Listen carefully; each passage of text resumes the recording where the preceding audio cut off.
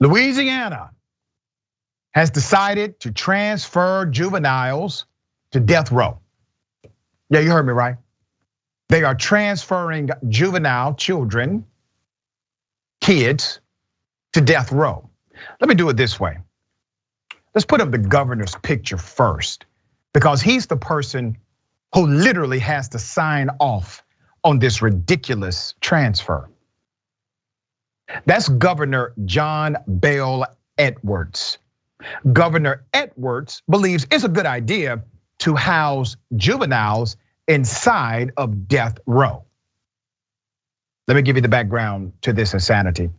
Children will be held in one of the most infamous prisons in the country in the next coming days, according to reports. Louisiana plans to move 24 children from their current dormitory-style juvenile centers to a former death row unit in single metal bar cells with no windows in the state of Louisiana. It's Louisiana Penitentiary, which was once considered the bloodiest prison in the South. Experts and activists argue that the move would traumatize the children who are not considered criminals, but delinquents. I will explain that in a minute. They are actually under civil arrest. However, the state argues that they have no other space to house the children while they finish construction on another facility, and some of them are a danger to others. Let's be very clear. Let me start with the legal aspect of this. Juveniles are not criminals. They are arrested under a civil dynamic.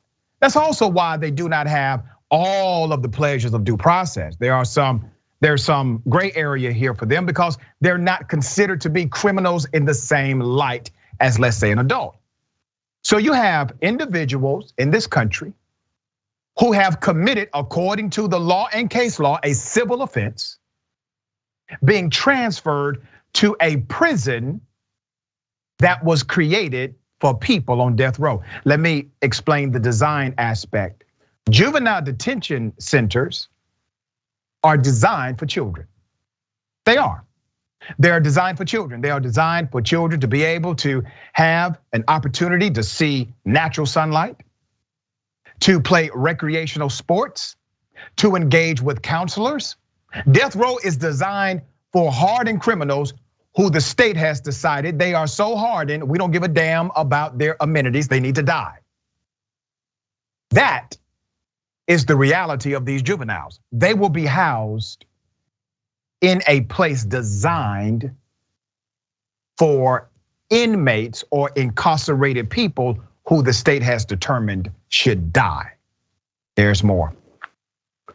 A Louisiana judge, this is interesting, denied a motion filed by the ACLU and other legal agencies to block the governor, planned announced in July to utilize the prison. However, Chief Judge Shelley Dick. Now, Shelley is an interesting judge here. According to the report, she reluctantly signed off on the plan Friday. Oh, woe is me. I'm just forced to do this. I'm simply a federal judge with unlimited freaking power over how I decide the case. I'm going to reluctantly do this. Put up a picture of the judge. Interesting. Pals. That's her with Donald Trump, former president of the United States. The prospect of putting a teenager to bed at night in a locked cell behind razor wire, surrounded by swamps at Angola is disturbing, the judge wrote. But the threat of harm these youngsters present to themselves and others is intolerable. So that's the justification. That is the justification. This is not a personal failure of the children. This is a policy failure of their state. That's what's happening here. More commonly known as Angola, Angola has been popularized by many, many songs in the past. After the former cotton plantation it once was, some activists argued the maximum security adult prison is a symbol of white supremacy and racial oppression. Incarcerated men work the cotton fields for pennies a day. It also had the reputation of being one of the most dangerous prisons in the country. and is the largest prison of its kind on the planet Earth. It currently houses men serving life and extended sentences. The juvenile transfers will be held 1.5 miles from the nearest housing unit, and the windows will be covered with blackout fabric to stop the children from interacting with the male prisoners. How do you think that's going to impact the psyche of children, not being able to see outside? It wasn't developed for them to have this kind of cruel and unusual punishment for a civil offense. Remember, juveniles are not criminals. It's a civil statute, and they're being housed on death row. Edwards called for the move. The governor called for the move after several escapes and a riot at the Bridge City Center for Youth in Jefferson Parish. About 20 children escaped their dorms and took over the facility in June. Then in July, 6 detainees escaped the center. One of them allegedly shot a man during a carjacking. Officials now say Angola is the safest option for the children. Look at what's happening here. They have a failure of leadership. They have a failure of command. They have a failure of controlling the safety of that facility. So what do? They decide to punish all children, all juveniles who are part of this systemic failure. They take no responsibility for what they have done. They take no responsibility for their lack of engagement, their lack of training, their lack of leadership. What is their response? Let's throw all of those children who primarily are from socioeconomic disasters in that state. They are. Let's do this with them. Who's gonna care? Who's gonna make some noise? Well, we are. These youth have been increasingly aggressive, wrote the judge, resulting in severely broken bones, crushed skulls, and broken fingers. Judge, I got a question for you. Did you criticize the leaders of this facility for allowing these things to happen to children? Did you question the safety protocols that were not in place nor activated in the culture of their leadership? I get your words, I understand your words about this is a tragedy and it's unbelievable, unthinkable, but you signed the order, Judge.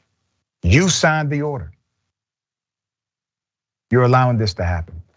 It's a tragedy. We're gonna continue to follow this story. A.B., what are your thoughts here? Well, first of all, I don't agree that juveniles need to be housed in a death row facility. Like you said, this is an administrative issue, right? It's not those children's fault that you guys didn't have your stuff together in that building. But I think what we need to pay attention to is the psychological effect this will have on those youth. If they are acting up in whatever facility they were already housed in, that means that there's an issue within that facility, right? When you think about the fact that these children are not criminals, right? These are civil offenses that we are punishing them for, which comes to be cruel and unusual.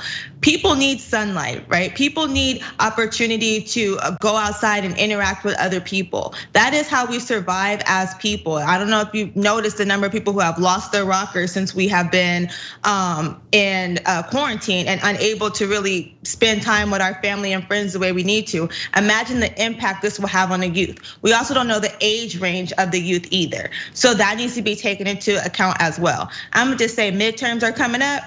And so we need to be mindful about who we're voting for because these are the people that are making these decisions for our children.